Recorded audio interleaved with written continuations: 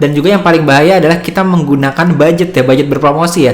Tapi kita menggunakannya untuk kita menargetkan customer yang juga nggak ideal buat kita. Nah pertanyaannya gimana caranya untuk menemukan customer ideal buat bisnis kita sehingga bisnis kita nih jualannya bisa laris. Dalam video ini kita akan melihat bagaimana strategi atau metode STP untuk menemukan kira-kira ideal customer kita tuh siapa sebetulnya.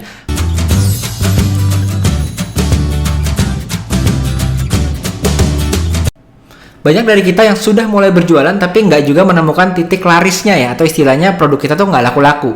Bahkan kita sudah berjualan dalam waktu yang lama pun belum tentu sudah menemukan titik larisnya. Sebabnya biasanya bukan karena produk yang kita miliki ini nggak bagus. Biasanya kalau kita sudah mulai untuk menjual, artinya kita sudah yakin nih produk yang kita miliki itu adalah produk yang kualitasnya oke paling nggak. Kemungkinan terbesarnya adalah kita berbicara ke customer yang salah dengan cara yang salah, dan juga yang paling bahaya adalah kita menggunakan budget berpromosi ya, tapi kita menggunakannya untuk kita menargetkan customer yang juga nggak ideal buat kita. Nah pertanyaannya gimana caranya untuk menemukan customer ideal buat bisnis kita sehingga bisnis kita nih jualannya bisa laris. Dalam video ini kita akan melihat bagaimana strategi atau metode STP untuk menemukan kira-kira ideal customer kita tuh siapa sebetulnya.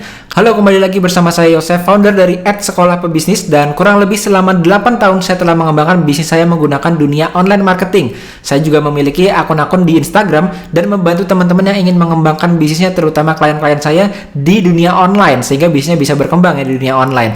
Dan buat Anda yang baru pertama kali bertemu dengan saya, silahkan subscribe channel ini Yosef Abbas supaya Anda tidak ketinggalan mengenai update-update seputar bisnis, marketing, dan juga seputar online marketing terutama. Biasanya kalau ada problem di bisnis kita, terutama di sisi marketingnya, itu nggak jauh-jauh dari 3 hal ini. Jadi ini kita sebut dengan golden rules-nya online bisnis. Kalau ada masalah di bisnis kita yang kita ingin marketing di dunia online, maka kita cek 3 hal ini. Yang pertama adalah kita cek kaitnya. Jadi kalau kita mencek kait ini berarti apakah sebetulnya orang yang kita tarik sudah betul atau enggak. Biasanya kalau di dunia online ini kita nggak nyamperin customer ya, tapi kita tarik customernya. Maka problemnya di sini adalah apakah customer yang kita ingin tarik itu betul nggak. Lalu kedua, kait yang kita gunakan untuk narik orangnya itu sesuai atau enggak. Lalu selanjutnya problem yang sering terjadi adalah yang kedua, yaitu kisah, yaitu gimana caranya kita bercerita mengenai brand kita, atau istilahnya adalah storytelling ya. Bagaimana caranya kita menceritakan mengenai produk kita. Nah ini kadang-kadang kita sudah menceritakan ke orang yang tepat, tapi cara kita bercerita justru yang menjadi masalah. Lalu yang ketiga, kalau ada problem di marketing kita, itu adalah penawarannya. Yang sering dibahas di channel Yosef Abbas itu lebih dalam mengenai masalah penawarannya ya. Karena biasanya kita bahas adalah digital marketing bisnis offline yang penawaran ini penting banget. Nah penawarannya adalah gimana caranya membuat customer ini memiliki pemikiran bahwa belinya harus sekarang nih. Bukan besok, bukan bulan depan, bukan tahun depan. Biasanya menciptakan paket-paket yang menarik dengan teknik-teknik strategi penawaran yang bisa teman-teman lihat di channel Yosef Abbas. Nah di video satu ini khusus kita akan membahas salah satu dari problem yang cukup sering dialami, yaitu yang pertama, yaitu mengenai kait. Jadi kadang-kadang kita sudah bisa menarik customer dari online, tapi ternyata kita salah menarik orang yang salah ya. Jadi kita harus mendefinisikan sebetulnya siapa yang kita tarik dari dunia online ini menggunakan metode yang disebut dengan metode STP. Rahasia online bisnis atau marketing ya, marketing di online itu cukup simpel sebetulnya. Kita menemukan siapa customer kita, mereka ngumpulnya di mana, lalu kita pancing. Nah, seperti tadi kita sudah membahas mengenai cara memancingnya, yaitu kait, kisah, dan penawaran. Kadang-kadang kita berfokus ke hal-hal teknis cara memancingnya. Gimana cara kita untuk menarik, memiliki daya tarik bisnis kita sehingga orang-orang pada datang. Lalu kita bercerita, mengkisahkan gimana brand kita, gimana produk kita, itu kita ceritakan ke market. Lalu kita membuat penawaran yang menarik. Tapi kadang-kadang kita sudah bisa untuk hal-hal teknis di sini, tapi kita salah menarik siapa orang yang tepat. Ini berakibat pada kita sudah mencoba berbagai macam teknik tapi kok nggak laris-laris, nggak laku-laku produk kita. Nah, penting sekali sebelum kita berusaha memancing dengan kait kisah penawaran tadi, ditentukan dulu dengan metode STP yang akan kita bahas dalam video ini. Jadi siapa sebetulnya target audience yang ideal untuk bisnis kita, baru kita pancing mereka. Kadang-kadang ada juga ya yang tanya ya, kenapa sih kita harus mendefinisikan atau mencari tahu dulu kita mau jualnya pertama kali ke siapa? Karena bisnis saya ini untuk semua orang, kita mau jualan ke semua orang. Nah permasalahan utamanya adalah kalau kita berbicara ke ibu-ibu yang udah punya anak misalnya, akan beda banget nih cara berbicaranya, message-nya, promosinya dengan mereka atau ibu-ibu yang mungkin sama sekali belum punya anak, atau bahkan yang sudah melama menikah itu berbeda dengan mereka yang belum menikah gitu ya. Jadi karena customer ini profilnya beda-beda, maka kita perlu menentukan dulu mau mulainya dari mana. Boleh sih visinya besar nantinya akan berjualan ke semua orang gitu. Tapi langkah pertamanya supaya bisa laris dan laku adalah tentukan dulu kita mau berbicaranya ke siapa, supaya kita lebih spesifik lagi dari sisi komunikasinya, dari sisi promosinya, bahkan dari sisi kontennya juga. Ibaratnya kalau kita masukkan ke analogi ya seperti ini kurang lebih gambarnya. Jadi kita mau mancing nih di laut. Di laut itu ada berbagai macam jenis ya. Jadi ada udang, ada kepiting, bahkan ada ikannya, ada ikan paus, ada ikan yang cukup besar, ada ikan yang sangat kecil, bahkan ada cumi-cumi gitu ya. Artinya apa? Kita pasti ada pancingannya. Kalau memancing kan ada pancingan, ada di sini ada kaitnya, yaitu ada juga di sini yang untuk mancing ada umpannya. Nah, umpan untuk kepiting pasti beda ya dengan umpan untuk udang. Beda lagi dengan umpan untuk paus, bahkan beda dengan umpan untuk cumi-cumi. Jadi artinya adalah kita harus tahu kita mau mancing yang mana sehingga kita memancingnya menggunakan umpan yang berbeda. Nah, kan nggak masuk akal kalau kita ingin mancing tapi menggunakan umpan yang sama dengan pancingan yang sama untuk semua jenis ini. Nah, oleh karena itu penting sekali teman-teman sebelum masuk ke hal-hal teknis tadi untuk memancingnya seperti apa dan penawarannya seperti apa, tentukan dulu kita mau mancingnya yang mana. Contohnya seperti ini. Oke, jadi supaya terbayang, saya kasih contoh dari real case study-nya dari bisnis saya sendiri. Jadi kebetulan saya sendiri adalah seorang pebisnis juga. Salah satu bisnis saya adalah bisnis salon ini. Jadi di sini teman-teman bisa lihat online-nya dari bisnis salon saya ini menargetkan pasti customer-nya berbeda ya. Ada yang salon ini menargetkan mereka yang umurnya masih teenagers atau remaja. Ada yang menargetkan, kalau di salon saya ini menargetkannya teman-teman bisa lihat di sini bahwa home care, jadi salonnya home service ke rumah. Beda dengan mereka yang punya outlet. Walaupun kita ada outletnya juga, tapi kita mengedepankan home service-nya. Dan target market kita pun kita pilih yang sesuai dengan profil customer yang kita inginkan atau ideal customer kita. Contoh lainnya lagi adalah ini bisnis klinik saya. Klinik gigi yang juga menargetkan bukan semua orang, tapi dari semua orang tersebut berbeda-beda profil customer, kita memilih dari profil customer yang memang sekiranya kita mau targetkan mereka cocok dengan bisnis kita. Nah, kita mentargetkan di sini nggak ada yang anak kecil biasanya ya, atau di sini juga nggak ada yang umurnya lebih dari 50 tahun, tapi tampilannya semua adalah mereka yang wanita karir atau mereka yang umurnya kurang lebih ya 30 sampai 45 tahun gitu. Nah, ini adalah target customer dari klinik saya. Atau bisa juga ada dari sekolah pebisnis contohnya. Jadi di sekolah pebisnis kita juga sebuah media bisnis inspirasi motivasi, tapi nggak menargetkan semua orang sebetulnya. Tapi kita menargetkan orang-orang yang punya outlet, terutama mereka yang digital marketing bisnis offline. Jadi mereka areanya itu seperti restoran, marketingnya itu kan by radius ya. Mulai dari 10 km dari sekitar restoran, mungkin turun lagi ke 7 km, turun lagi ke 1 km sekitar restoran.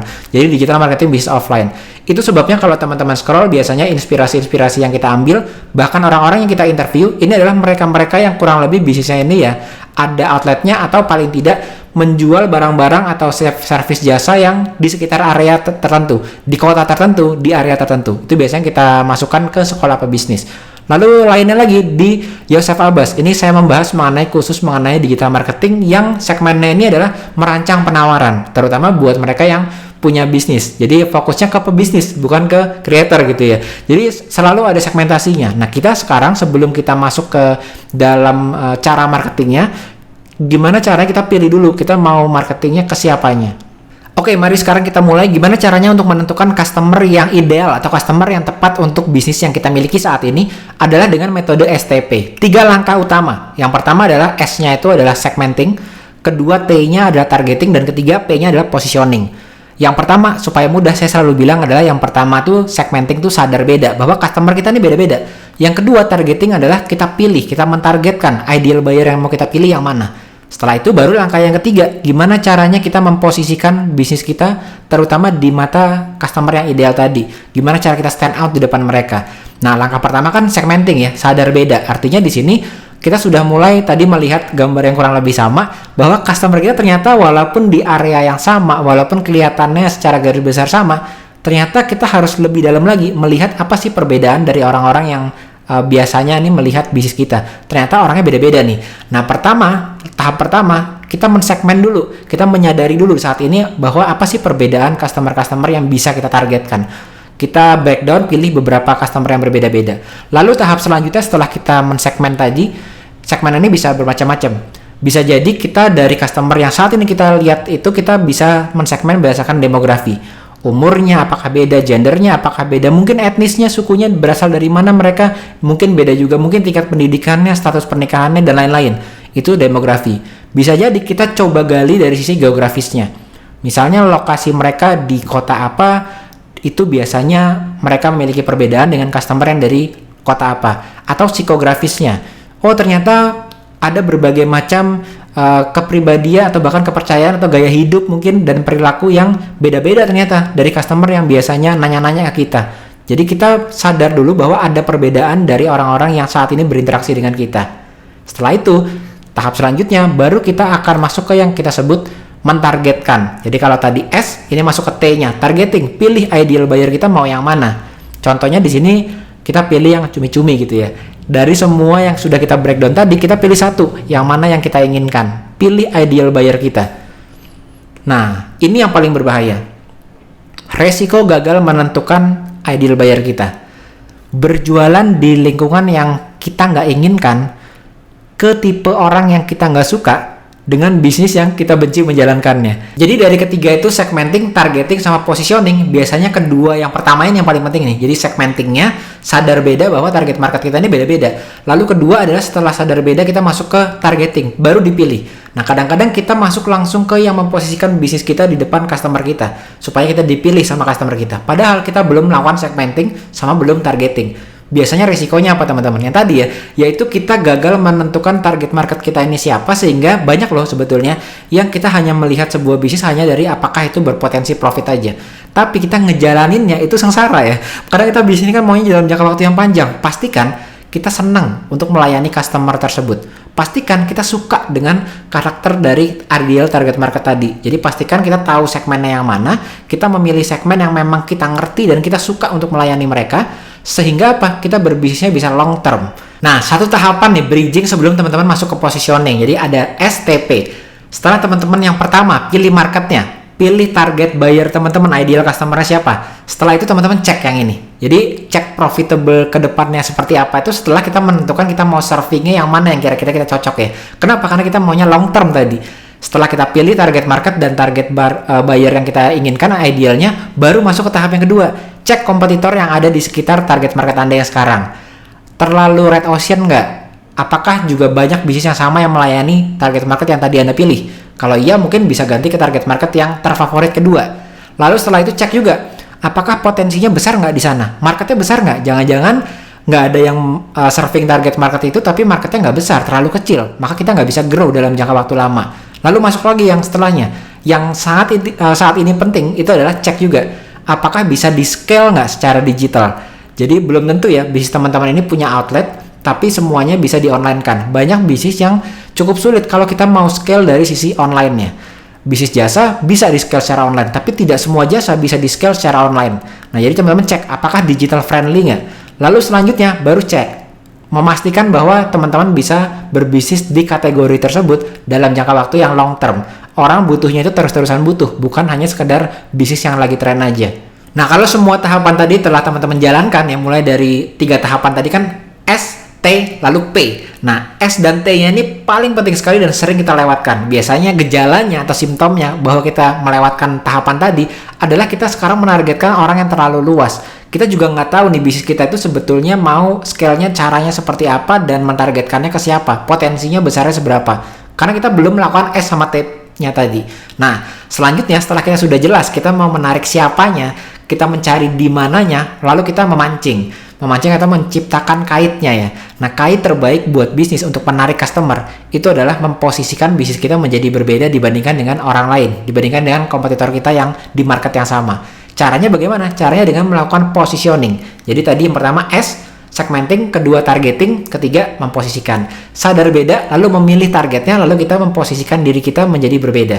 Karena berbeda itu strategi yang paling baik ya. Cara menjadi berbeda, ada 3 cara yang menurut saya paling baik untuk kita lakukan. Caranya seperti ini. Ada 3 cara berbeda supaya kita bisa memposisikan diri kita supaya relevan dengan target market yang ideal tadi yang sudah spesifik. Adalah dari sisi brandingnya, marketingnya, dan sellingnya. Jadi berbeda itu nggak hanya dari sisi storytellingnya aja atau menceritakan kisah kita aja. Kalau kita ngomongin branding, maka kita jadi berbedanya memposisikan dirinya dari sisi value-nya. Brand kita ini stand out-nya kemana? Itu biasanya ngomongin mengenai value itu branding. Tapi ternyata kita juga bisa berbeda dari sisi marketingnya. Menciptakan UMP signature, Unique Marketing Proposition Signature, yang kita bahas di video lainnya. di channelnya Yosef Abbas. Teman-teman bisa masuk ke channel Yosef Abbas, lihat dan cari di situ ada UMP signature, maksudnya seperti apa? Cara kita mengkomunikasikan, kalau marketing itu kan komunikasi dan cara kita mendeliver message-nya. Itu yang kita berbeda dibandingkan dari market kita.